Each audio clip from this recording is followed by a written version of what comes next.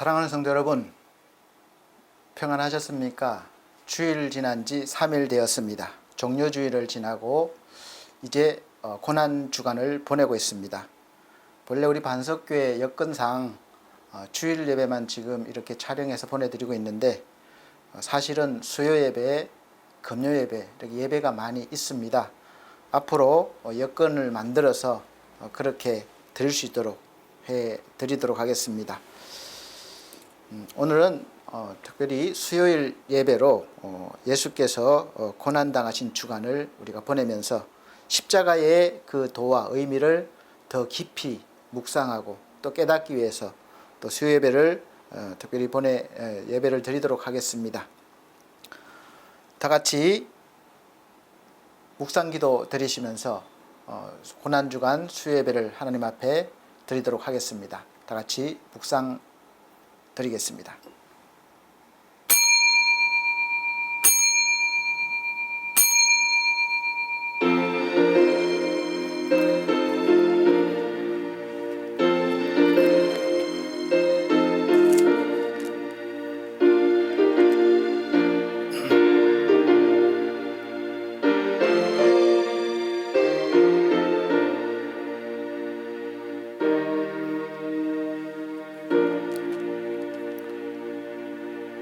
그는 멸시를 받아서 사람에게 실어버린 바 되었으며 간고를 많이 겪었으며 질고를 아는 자라 마치 사람들에게 얼굴을 가려우고 보지 않음을 받는 자 같아서 멸시를 당하였고 우리도 그를 귀히 여기지 아니하였도다.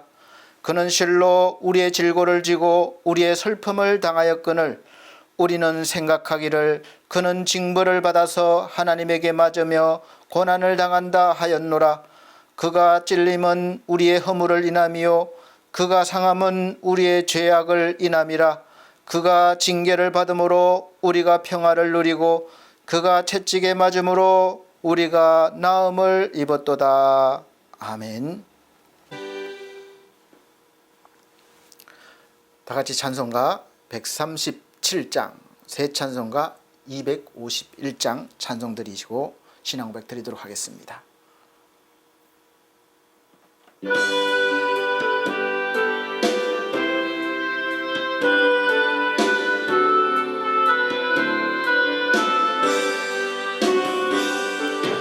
놀랍다 주님의 큰 은혜 우리의 죄를 속하시려 갈보리 십자가 위에서 어린 양 보혈을 흘렸네. 주의 은혜 우리의 죄를 다 씻었네. 주의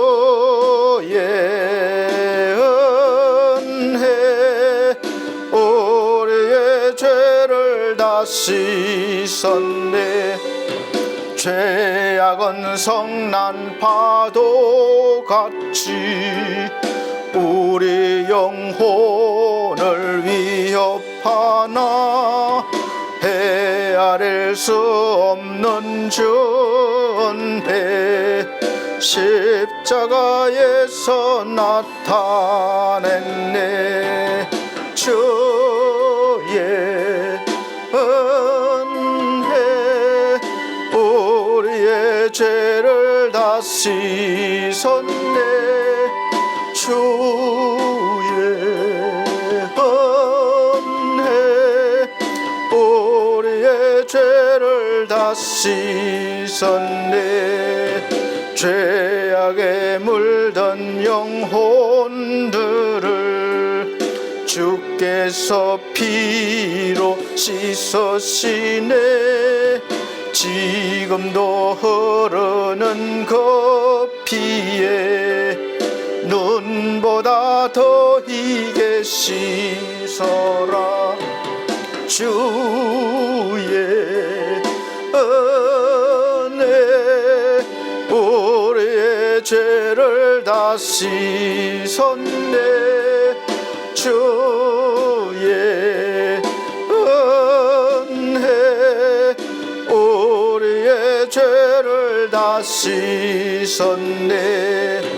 비할 수 없는 그 은혜를 믿는 자에게 거저주네.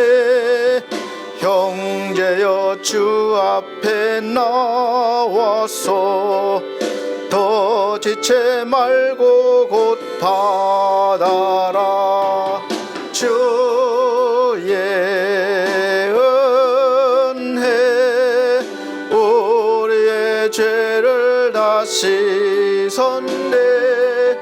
주의 은혜 우리의 죄를 다 씻었네. 아멘.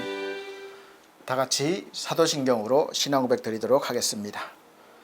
나는 전능하신 아버지 하나님 천지의 창조주를 믿습니다. 나는 그의 유일하신 아들 우리 주 예수 그리스도를 믿습니다.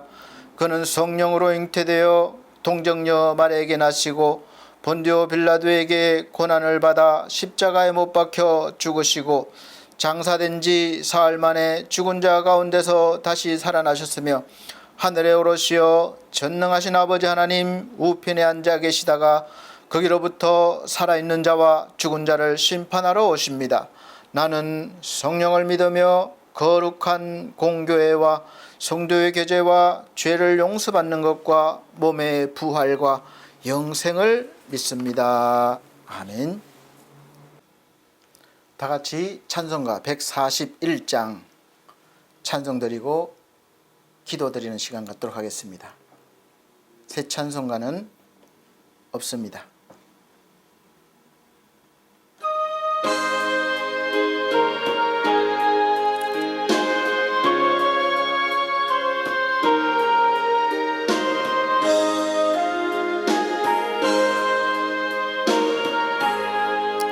웬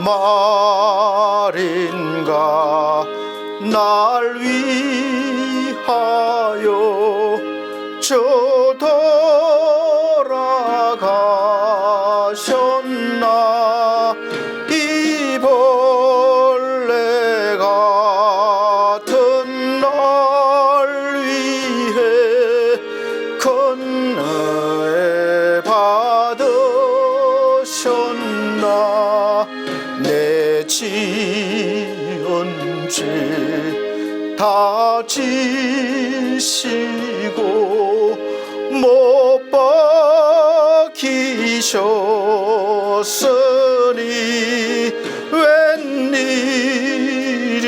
웬일인가 웬 은혜인가 그 사랑 크셔라. 주 십자가 못 박힐 때 그 해도 비들고 그 밝은 빛 가리워서 캄캄게 되었네. 나 십자가 대할 때에 그 일이 고마워. 내 얼굴 감히 못 들고 눈물 흘리도다. 널 울어도 눈물로써 못 갚을 줄 알아. 못 받게 드릴 것 없어. 이 몸 바칩니다.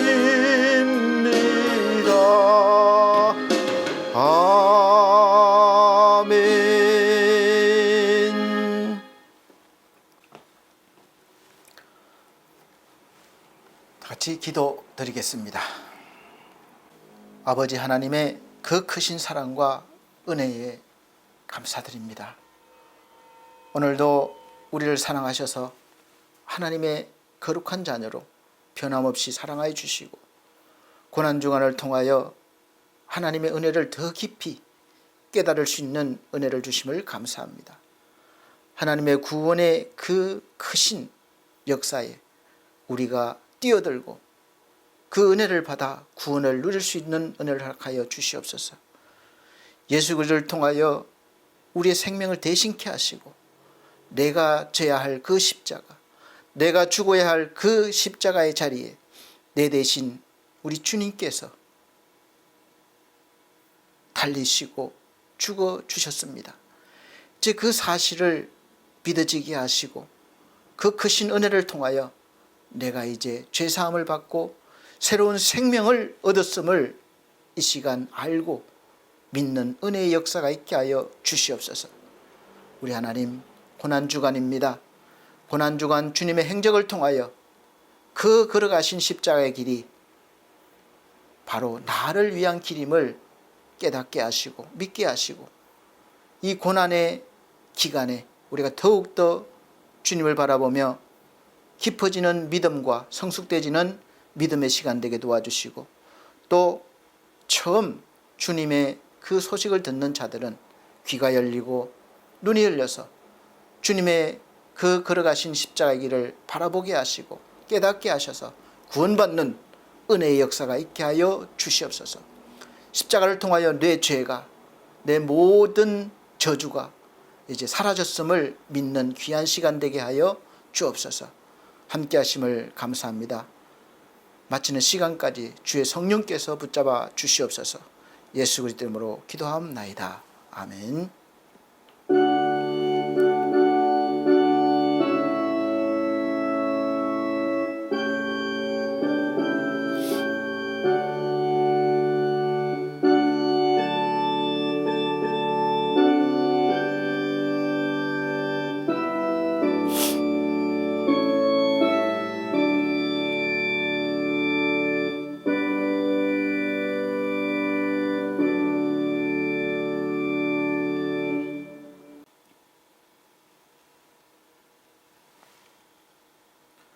하나님께서 오늘 우리에게 주시는 말씀은 누가복음 22장입니다. 누가복음 22장 1절로 6절 말씀입니다. 제가 천천히 봉독해 드리도록 하겠습니다. 6월절이라 하는 무교절이 가까움에 대제사장들과 서기관들이 예수를 무슨 방책으로 죽일고 연구하니 이는 저희가 백성을 두려워함이더라. 12 중에 하나인 가룟인이라 부르는 유다에게 사단이 들어가니 이에 유다가 대제사장들과 군관들에게 가서 예수를 넘겨줄 방책을 의논하며 저희가 기뻐하여 돈을 주기로 언약하는지라. 유다가 허락하고 예수를 무리가 없을 때에 넘겨줄 기회를 찾더라. 아멘. 네, 우리 사랑하는 성도님, 주일 보낸 지 지난 지 이제 3일째 되는 수요일입니다. 특별히 고난주간이라 이렇게 수요 예배를 촬영해서 또 올립니다.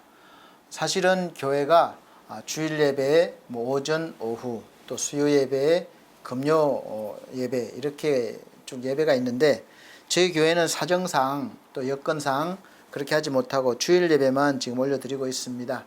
그래서 속히 우리도 제대로 딱 갖춰지고 안정되어서 예배를 통해서 우리 성도님들이 잘 신앙훈련을 받을 수 있으면 좋겠다 하는 그런 소망이 있고 기도하고 있습니다.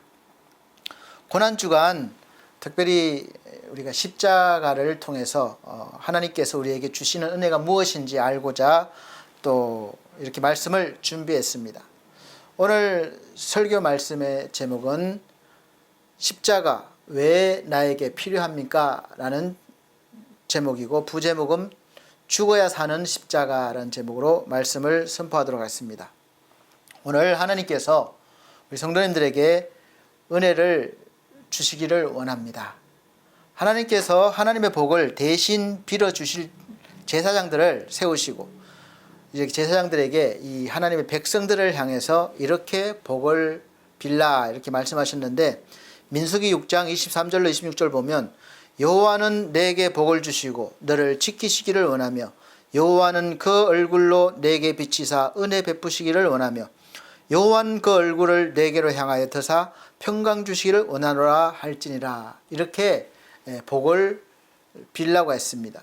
그럴 때 하나님께서 이 제사장의 기도, 복을 비는 말을 들으시고 이 복의 말씀이 백성들에게 임하게 해주신다는 거죠.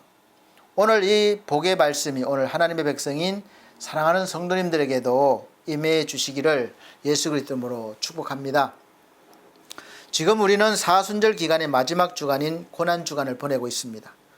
그런데 2000년 전에 그것도 우리가 잘 알지 못하는 그 이스라엘이라는 작은 나라에서 태어나셨고 또 거기서 죽으시고 부활하셨다고 하시는 예수 그리스도의 탄생과 사역과 고난과 십자가 그리고 부활 이런 사건들이 오늘 이 시대를 살아가는 우리들에게 도대체 나에게 여러분에게 꼭 필요합니까? 지금 먹고 살기 바쁘고 이 어려운 때에 다른 거 신경 쓸 일도 많은데 왜 필요합니까? 이렇게 누가 물어보신다면 여러분은 어떻게 대답하시겠습니까? 나는 예수 믿으니까 뭐 이렇게 대답하겠다, 저렇게 대답하겠다 말씀하실 수 있겠죠. 이 질문에 자신 있게 대답하실 분이 계십니까? 계시다면 확실하게 복음을 깨닫고 신앙생활을 하시는 분이고 또 그렇게 살아가고 계신 분일 것입니다.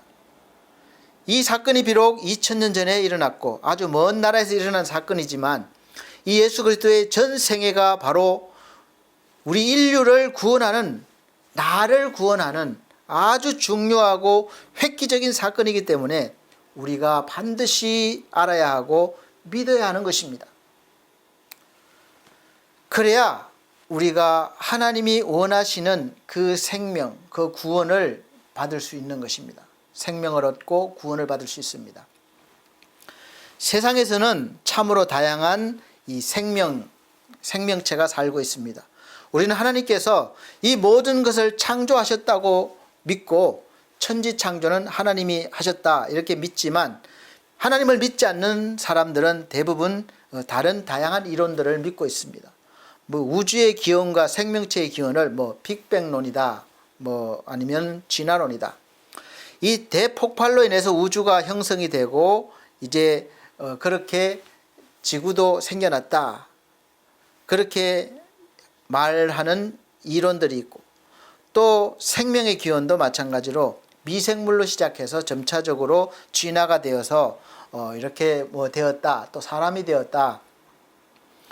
여러분은 이 이론을 믿으십니까? 사실 하나님을 모르면 이 이론들은 어렸을 때부터 교육적으로 배워왔기 때문에 자연스럽게 믿게 되어 있습니다. 우리는 그렇게 교육을 받아서 마치 진리인 것처럼 우리 인지가 형성이 되었습니다. 의심을 하지 않고 그대로 믿고 있어요. 그런데 이 이론은 우리 인간의 가치를, 생명의 가치를, 존재를 너무 아주 낮게 보고 있는 것입니다. 우리 인간을 하나님께서 얼마나 위대한 존재로 만드셨는데, 창조하셨는데, 그런데 이 하찮은, 하찮다고 그러면 그런데 이 사람보다는 낮은 이 미생물을 기원으로 보고 있습니까? 아니면 뭐 원숭이가 점차적으로 이렇게 진화가 되어서 사람이 되었다. 여러분, 그럼 우리 조상이 뭐 원숭이입니까? 이 성경은 아주 간단 명료하게 말씀하고 있습니다. 모든 것의 기원은 하나님이시라는 거예요. 모든 것의 출발은 하나님으로부터 출발되었다는 것을 선포하고 있습니다. 창세기 1장 1절 말씀에 태초에 하나님이 천지를 창조하셨다고 선포하고 시작하고 있습니다.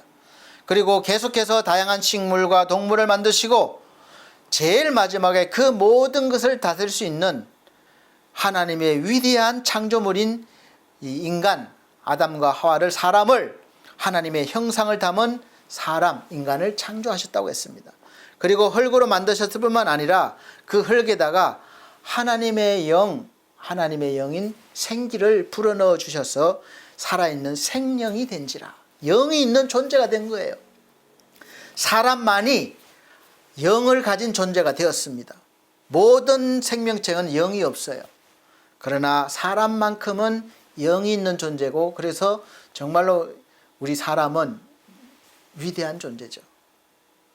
그래서 하나님이 다 해놓고는 너무 기뻐하셨습니다. 하나님은 모든 만물을 다양하게 만들어 놓으시고 각각의 다양성으로 성질대로 유전자대로 살아가게 하셨습니다. 생명도 마찬가지예요. 이 생명의 다양성이 있습니다. 우리 인간이 규정한 이 생명체는 계속해서 생명 활동을 해야 하는 겁니다. 유전자를 남겨서 후대를 이어갈 때에 생명체라고 합니다. 생명도 종류가 있어요. 미생물, 식물, 동물 뭐 다양한 게 있는데, 이렇게 하나님은 창조물을 이렇게 다양하게 만드셨지만 사람에게만, 아까 말씀드렸다시피 사람에게만 유일하게 하나님의 형상인 하나님의 영을 부어넣어 주셨어요. 그래서 사람은 독특합니다. 특별하게 다른 생명체에 없는 영적인 존재가 된 거죠. 하나님의 형상을 입은 것입니다. 그래서 그 모든 것을 다스릴 수 있는 지혜와 힘이 있었던 것이죠. 그러나 그렇다 하더라도 하나님과 동등할 수 없는 그런 존재이기 때문에 하나님께서 분명하게 그 선을 그어주셨습니다.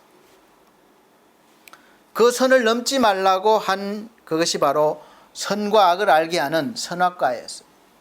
절대로 먹어서는 안 된다고 하신 것입니다. 하나님의 영역을 넘지 말라는 거예요. 그런데 최초의 사람인 아담과 하와가 그 하나님의 영역을 정해놓은 법을 어겨버렸고 이것이 죄가 되었습니다. 불순종이 된 거죠. 그래서 그 죄의 대가는 참담했습니다. 그 말씀대로 하나님의 주신 생명, 그 영은 죽어버린 거죠. 육만 살아남게 되었습니다. 육만 살아남았다는 것은 하나님과의 관계가 전혀 상관없이 살아간다는 거예요. 얼마나 불행한 삶입니까? 죄를 짓고 살아가는 것이죠. 그래서 하나님과의 관계가 끊어졌고 하나님으로부터 공급받는 모든 것이 끊어지고 그림자로만 남게 된 거죠. 그래서 늘 그림자이기 때문에 부족한 거예요. 그래서 생명의 결핍으로 사망이 왔습니다. 건강의 결핍으로 병들고 약해집니다. 먹고 사는 문제의 결핍입니다. 늘 부족하죠. 땀을 흘려야 되죠. 그리고 평안의 결핍입니다. 늘 불안합니다. 그리고 그것을 채우고 해결하기 위해서 하나님이 아닌 다른 곳으로 눈길을 돌려서 열심히 노력하지만 결국은 채울 수가 없기 때문에 지금까지도 그것을 채우려고 다투고 빼앗고 싸우고 죽이는 것입니다. 하나님과의 관계가 끊어진 생명은 보기에는 살아있는 것 같지만 죽어 있는 것입니다. 살아있다고 하지 못해요. 성경에는 죽은 생명을 육으로 표현하고 살아있는 생명을 영으로 말씀하고 있습니다. 그래서 로마서 8장 13절 보면 너희가 육신대로 살면 반드시 죽을 것이로되 영으로서 몸의 행실을 죽이면 살리니, 이렇게 구분해 주고 있습니다. 그래서 하나님은 죽은 하나님의 형상인 우리 영을 살리시기 위해서 인간 역사 속에서 끊임없이 은혜를 부어주시고 살 수 있는 방법을 알려주셨지만 인간은 알지 못하거나 알았다가도 배신하거나 아예 처음부터 거부한 것을 우리 인간 역사 속에서 알 수 있습니다. 그런데 사실 우리는 말씀을 들어도 이해할 수도 없고 또 받아들이기도 힘듭니다. 왜냐? 죄 때문에 그래요.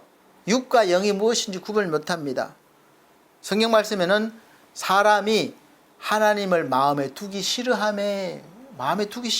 그래서 별별 악한 일들을 다 하게 되었다는 것을 성경은 설명하고 있습니다. 바로 죄 때문에 그렇습니다. 죄로 인해서 영적인 세상을 볼 수 있는 눈이 가려져 있고 하나님과의 관계가 끊어졌기 때문에 이 죄의 결과가 바로 사망, 저주이고 사망인 것입니다.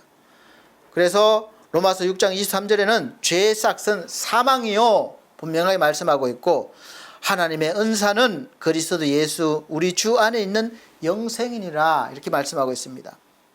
이 죄의 절정이 바로 하나님의 아들 예수 그리스도를 십자가에 못 박게 한 그 사건입니다. 그런데 신기하고 오묘한 것은 하나님은 인간으로서 저지른 최고의 악한 일을 하나님의 최고라고 그런 게 항상 최고니까 하나님의 참 놀라우신 일, 그 역사인 영혼 구원을 이루시는 최상의 일로 만드신 것이죠.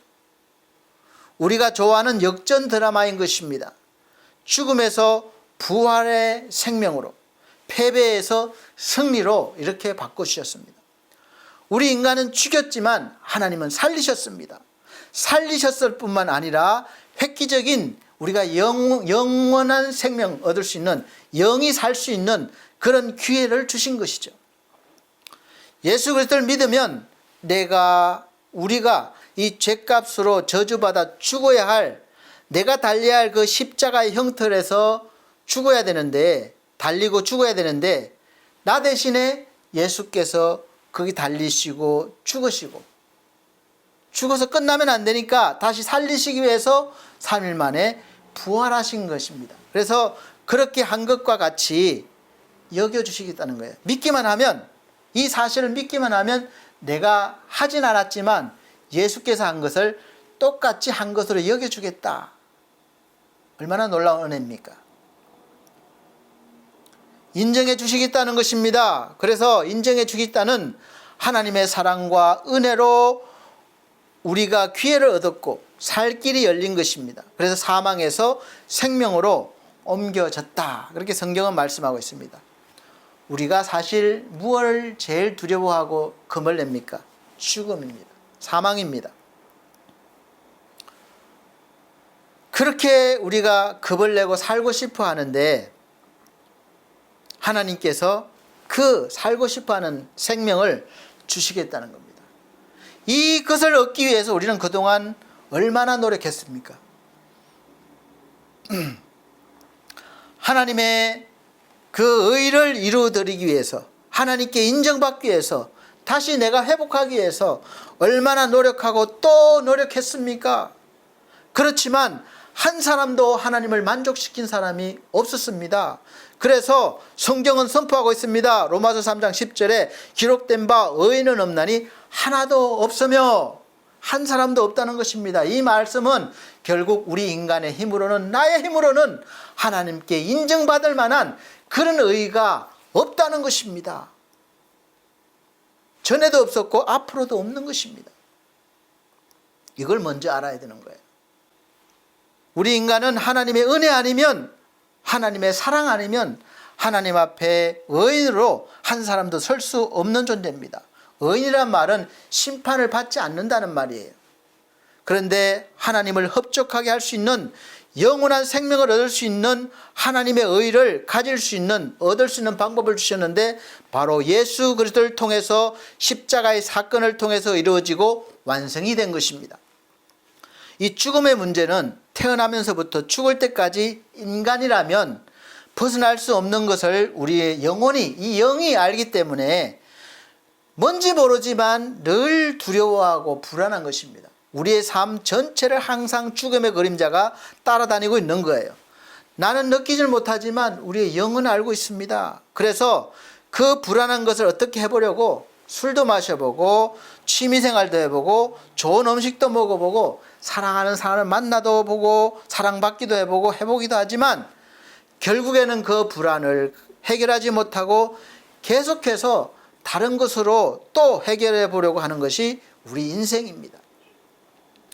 저는 개인적으로 죽은 사람과 죽을 사람을 많이 본 편입니다. 죽기 전에 사람을 많이 봤어요. 중학교 때에는 할머니 임종 직전의 모습을 보았고 또 청년 때에는 할아버지의 시신을 보았습니다. 제가 복지센터를 운영하면서 어르신들의 집에서 임종하셨을 경우에 연락이 와서 시신을 본 적도 2번 되고, 또 상조회사 일을 하면서 관을 꾸미면서 꽃이나 여러 가지를 꾸미면서 이 관에 들어갈 시신들도 많이 봤습니다. 그런데 하나같이 임종 직전의 모습이나 임종한 시신을 보면 우리 인간의 생명이 그렇게 연약해 보이고 아무것도 아닌 것처럼 그렇게 생각이 듭니다. 숨이 끊어질 때 보면 호흡이 그렇게 약해요. 점점 약하게 되고 한참 있다가 한 번씩 쉬게 되고 그러다가 이 호흡이 끊어집니다. 그렇게 약하게 보여요. 또 죽은 모습을 보면 아무것도 아닌 거, 생기가 없어요. 그런데 살아있을 때는 마치 자기가 최고인 양 살아가는 거예요. 요즘은 특히 죽음에 대해서 더 많이 생각하는 시간들인 것 같습니다. 코로나 때문에 그래요. 우리가 죽음이라고 규정을 짓는 것은 일단 의학적으로 심장이 멎고 맥박이 끊어지고 호흡이 끊어진 상태를 말합니다. 생명활동이 완전히 중단된 것을 사망했다고 선언하는 것입니다.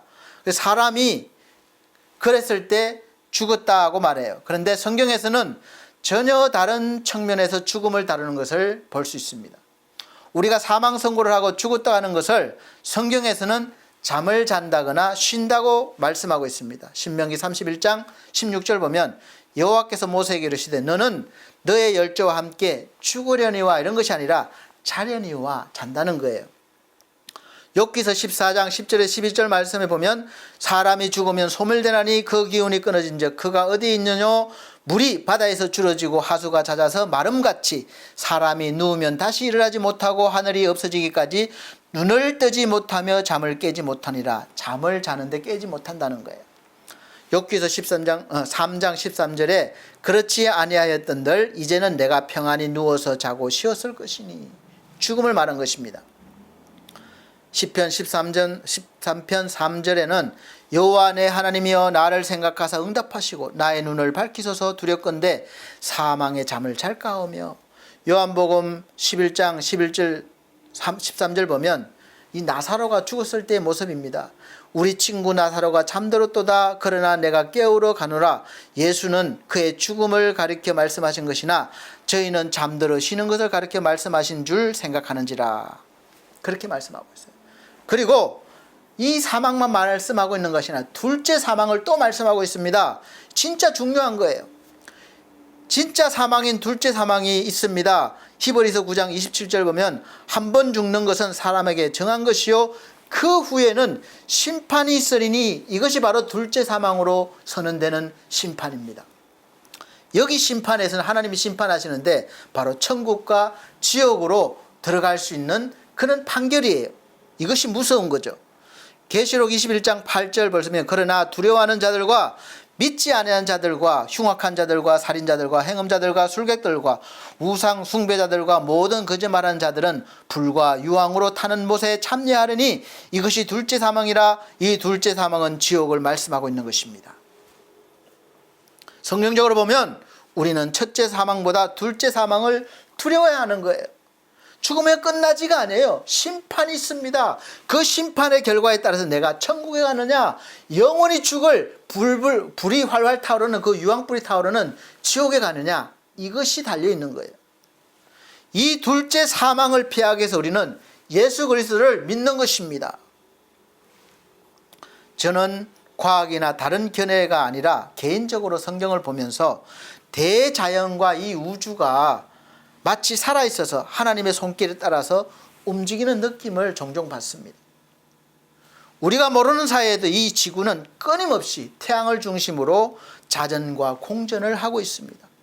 지구뿐만 아니라 우리가 가까이서 볼 수 있는 달이나 금성 모든 행성들이 조금 더 오차가 없이 이 태양을 중심으로 돌고 있는 것이죠. 지금도 별들이 사라지거나 탄생하는 그런 것을 과학적으로 밝혀내고 있습니다. 우리가 죽었다면 사라지거나 정지해 있어야 되는데 지금도 계속해서 활동하고 있는 거예요. 그럼 과연 죽었다고 해야 하겠습니까?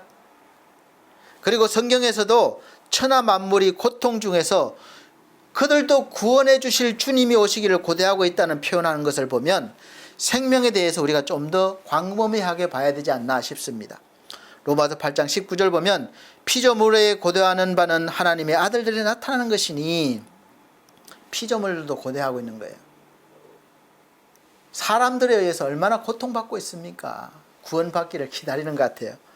바울은 성령의 사역을 하나님과 연관시키고 이어 자녀로서의 회복은 피조물의 회복과 연결해서 전 우주적인 사건임을 이렇게 강조하고 있습니다. 이 생명의 회복은 아주 중요한 것입니다. 얼마나 중요하면 하나님의 아들 예수 그리스도께서 하나님이 처음 주셨던 그 생명을 살리시기 위해서, 영을 살리시기 위해서 끊임없이 하나님은 우리 인생을 두드려 오고 있음을 알려주시고 계십니다. 오늘도 두드리고 계십니다.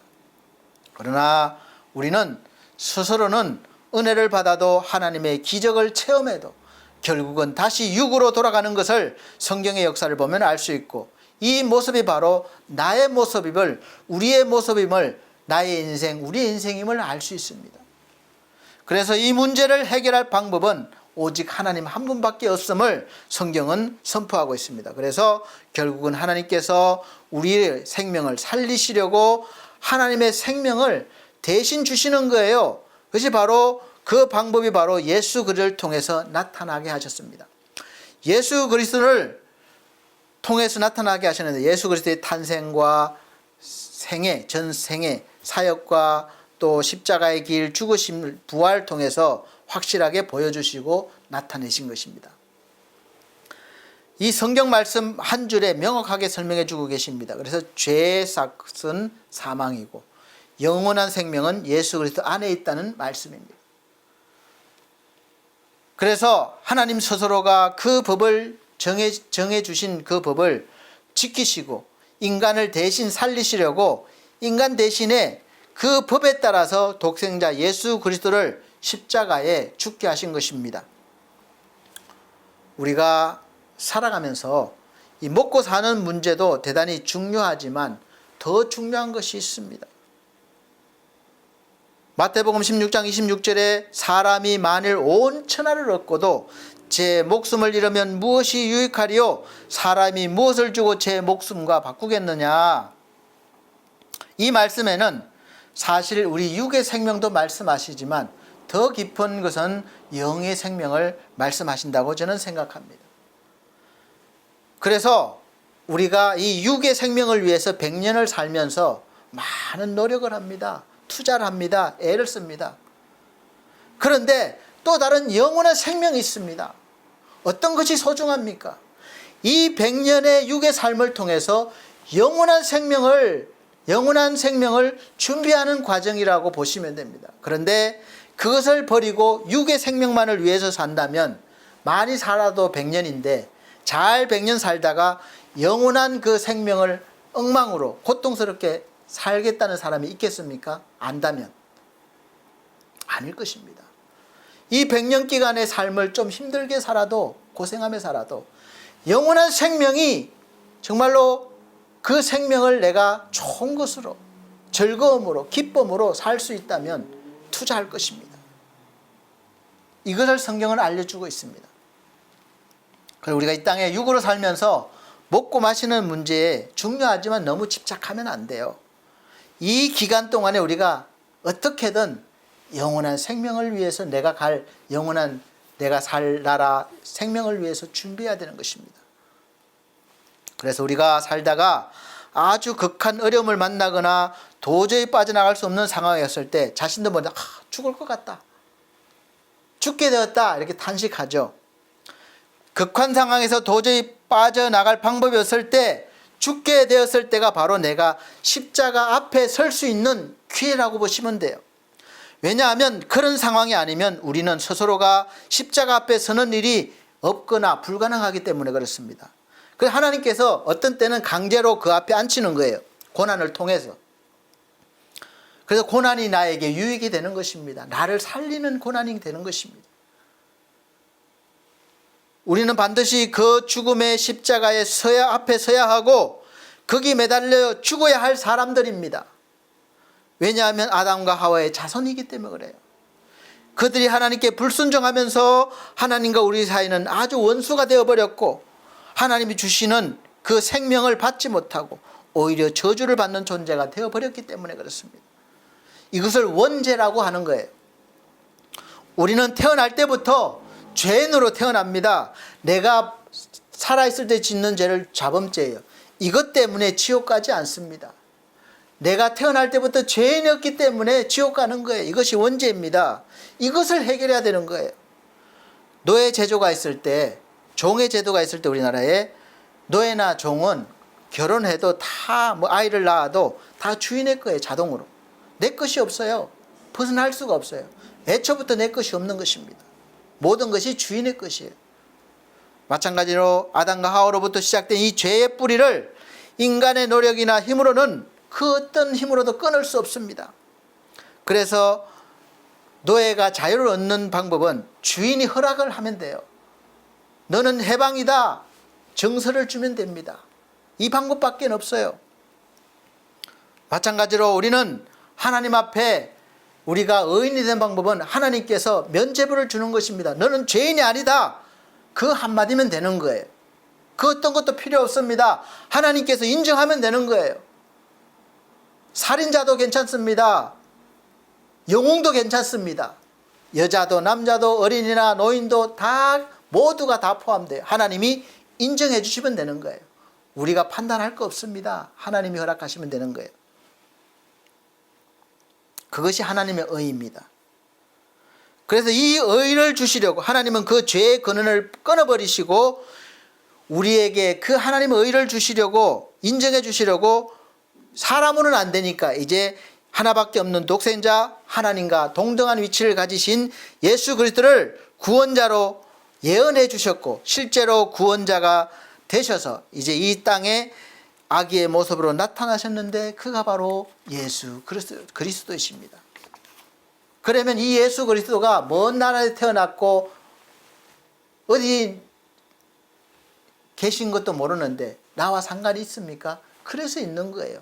인류를 구원하시기 때문에. 생명은 생명으로 그 값을 치러야 합니다. 그래서 예수 그리스도의 모형으로 구약에서는 내 생명을 대신할 제물을 하나님께서 준비하게 하셨고 내가 보는 앞에서 죽어야 되는 거예요. 내 대신 그 제물이 죽어줘야 나는 생명을 얻을 수 있었습니다. 그러나 그 대속의 능력은 1년밖에 되지 않았어요. 반드시 또 다시 1년이 되면 또 다시 나를 대신 죽어줄 것을 준비해서 나가야 되는 겁니다.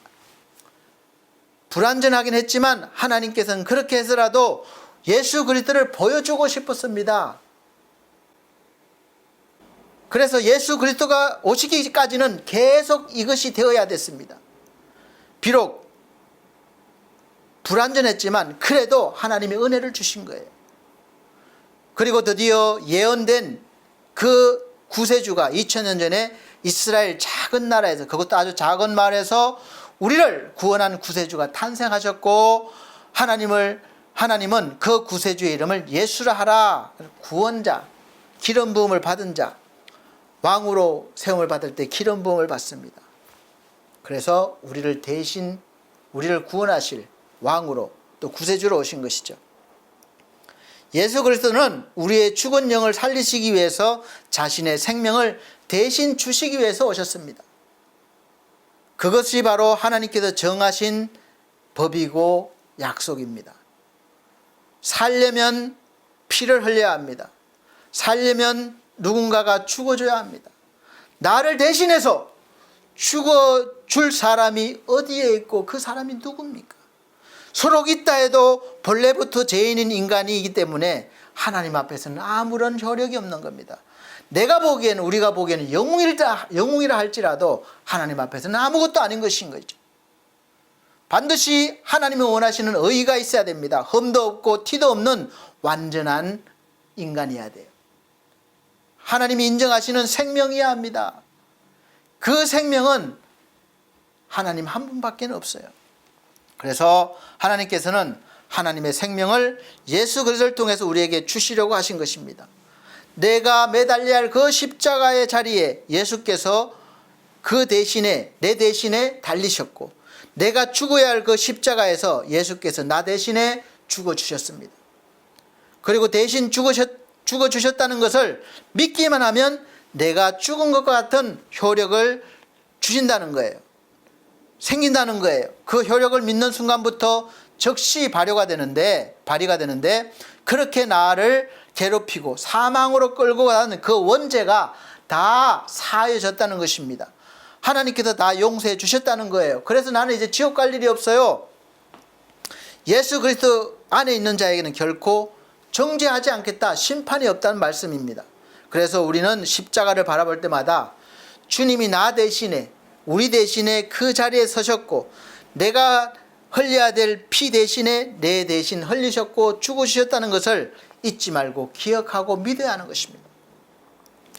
그 극한 상황의 자리, 죽음의 자리가 얼마나 힘든지 아셨기 때문에 주님도 아버지여 이 잔을 나에게서 옮겨주십시오, 이렇게 기도하셨습니다. 그러나 꼭 이루어야 할 아버지 되시는 하나님의 뜻임을 알기에 곧바로 그러나 내 원대로 마옵시고 아버지의 원대로, 아버지의 뜻대로 하십시오, 이렇게 순종하신 것이죠. 억지로가 아니라 순종하셨습니다. 그리고 십자가를 지신 것입니다. 우리는 사실 십자가를 억지로 지는 거예요. 우리의 삶에서 그 무겁고 고통스러운 십자가를 마음으로 순종하면서 질 수 있는 능력이 없기 때문에 어쩔 수 없이 자기에게 주어진 것을 감당해야 할 그 짐을 지는데, 그 짐이 너무 무겁고 버거운 거예요.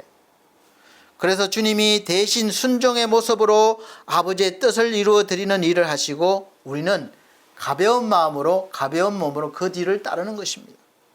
그래서 주님의 제자가 되는, 십자가를 지는 신앙 훈련을 받게 됩니다. 왜냐하면 사실 나의 인간적인 모습이 구원을 받았다 할지라도 너무 많이 남아있기 때문에 신앙 훈련을 통해서 다듬을 필요가 있습니다.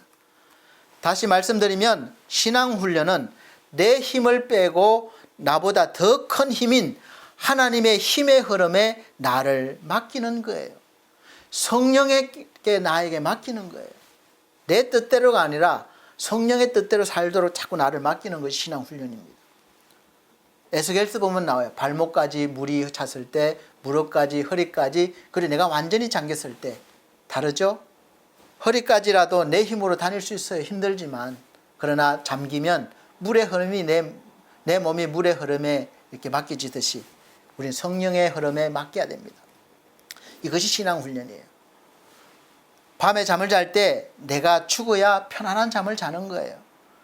그런데 내가 살아있어서 생각이 많으면 잠을 잘 자지 못합니다.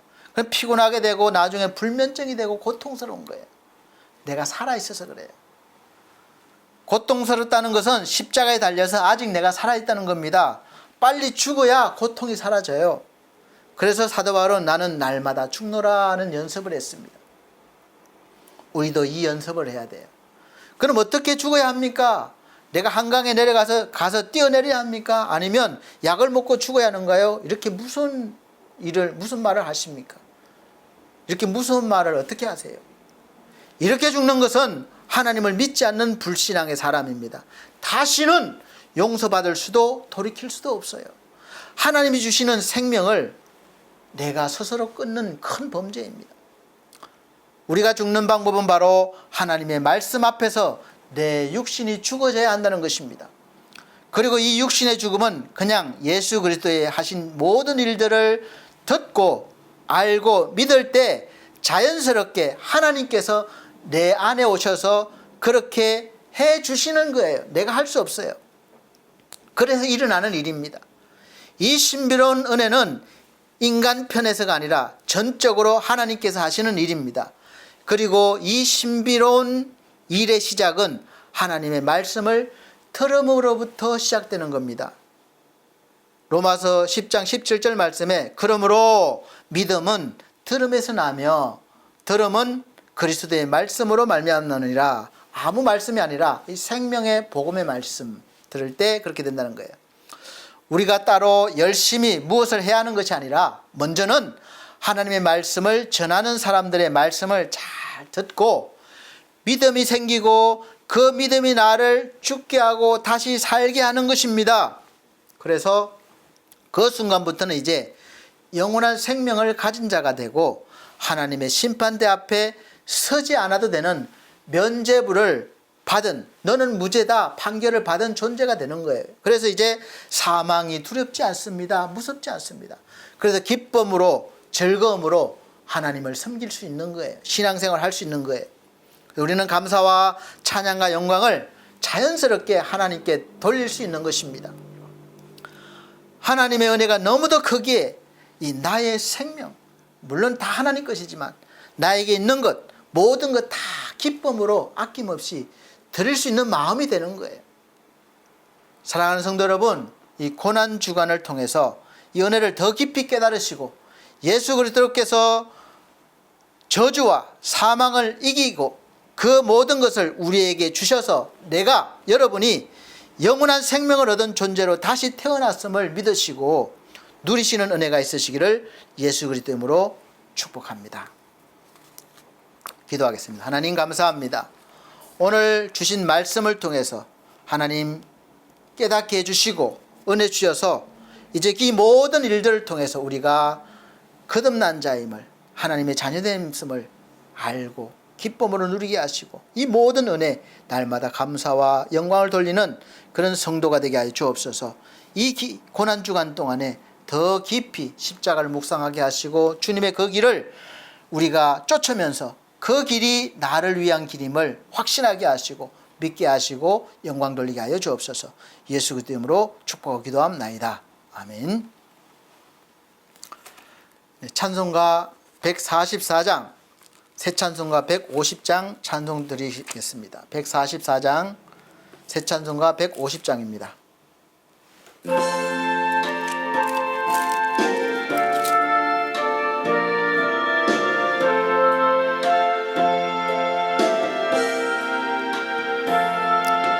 예수 나를 위하여 십자가를 질 때 세상 죄를 지시고 고초당하셨네.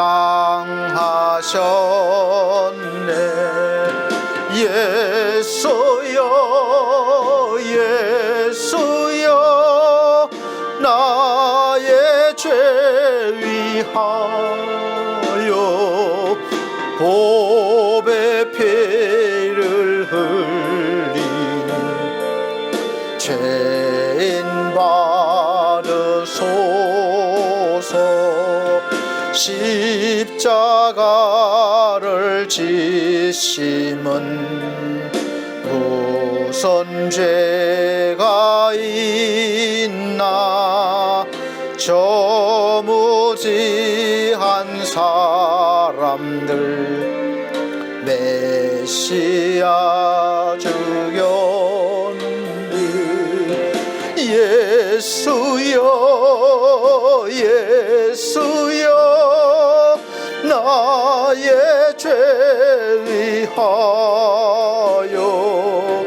보배 피를 흘리니 죄인 받으소서.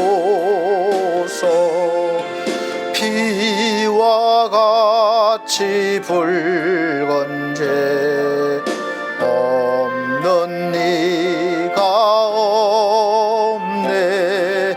십자가의 공로로 눈과 같이 되네. 예수여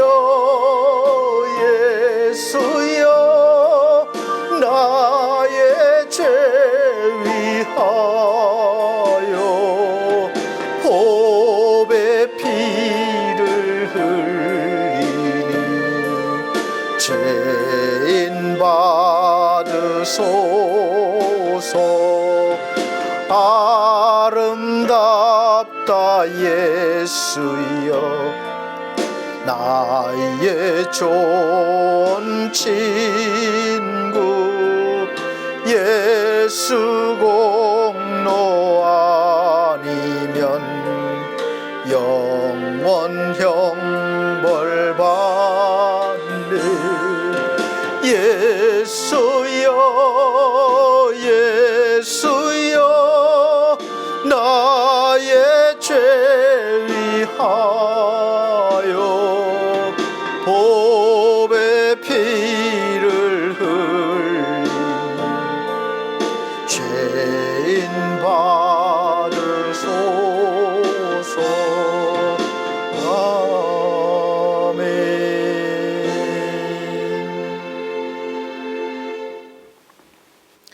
감사합니다.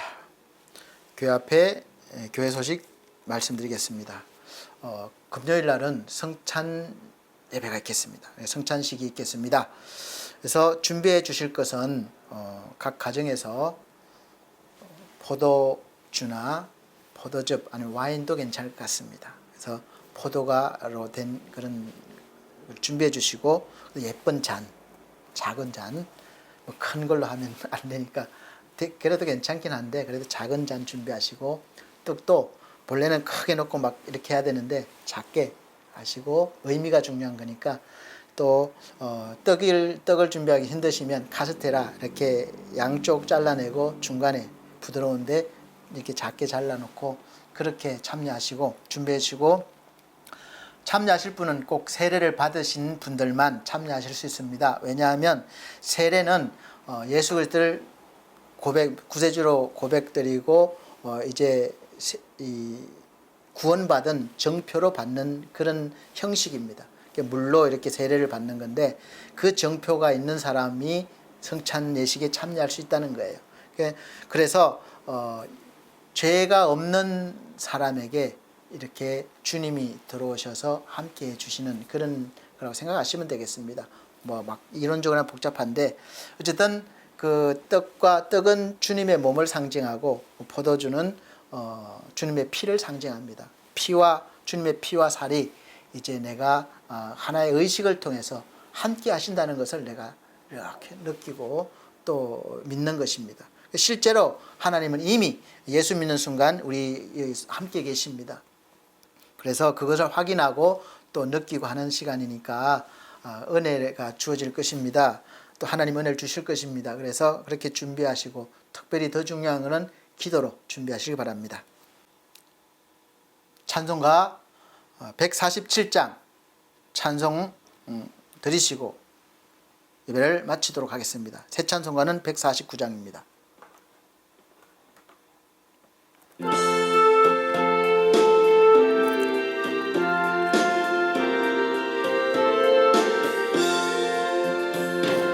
주 달려 죽은 십자가 우리가 생각할 때에 세상에 속한 욕심을 헛된 줄 알고 버리네.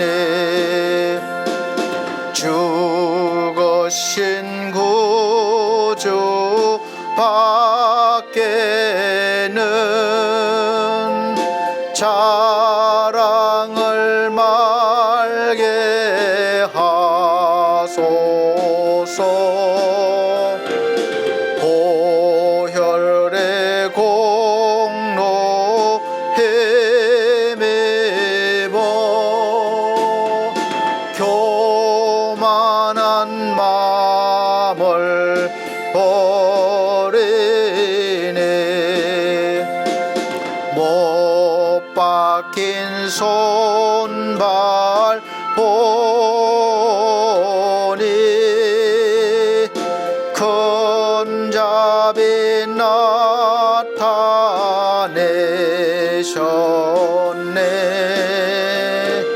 가시로 만든 면류관 우리를 위해 써셨네. 온 세상 만물 가져도 주내 못 따갑겠네. 놀라운 사랑 받은 나 몸으로 제물 삼겠네.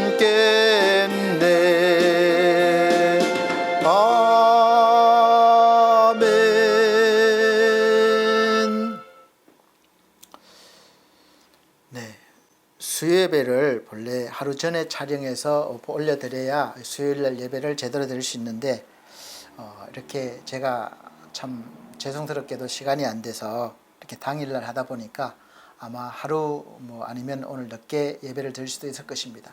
그러나 어쨌든 예배 드리시고 은혜 받으시길 바랍니다. 우리 반석교회도 속히 하나님 은혜 베푸셔서 바로바로 생중계도 할 수 있고 또 이렇게 교회 모든 기능이 살아 움직여서 하나님께 영광 돌리고 복음 전하는 일을 잘 감당했으면 하는 그런 기대와 소망과 또 기도를 하고 있습니다. 함께 기도해 주시기 바랍니다.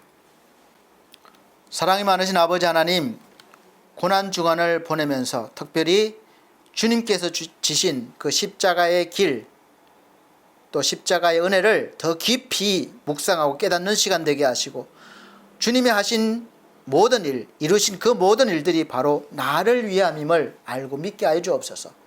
그래서 우리가 영원한 생명을 얻고 하나님의 백성으로서 하나님의 자녀로서 이제 영생을 얻은 몸으로서 구원의 감격을 누리며 또 그 소식을 또 전하는 그런 믿음의 삶을 살게 하여 주옵소서. 날마다 하나님께서 베풀어 주신 이 큰 은혜를 감사와 찬양과 영광으로 돌려드릴 수 있는 하나님의 백성들 되길 원합니다. 늘 주님 인도하여 주옵소서.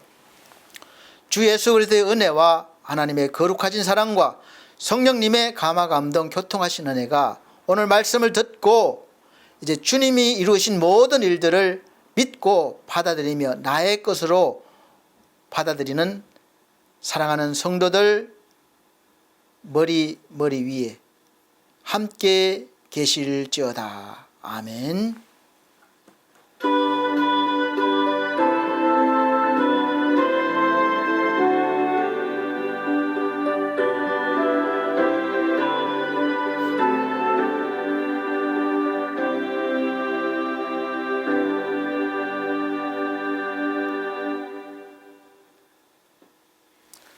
하나님께 감사드립니다. 영광을 돌립니다.